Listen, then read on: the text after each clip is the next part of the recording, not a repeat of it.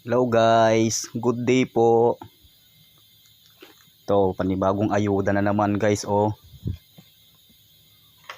Tatlong pirasong pansit bihon. Yan. Itong mga naka-plastic bag. Ito may dalawang plastic na asin. Tapos dito sa kabila.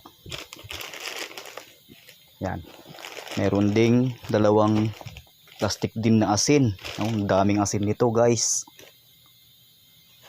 Talagang solve to sa pampalasa sa ulam. Grabe, ang dami. Pansit bihon guys. Ilang piraso.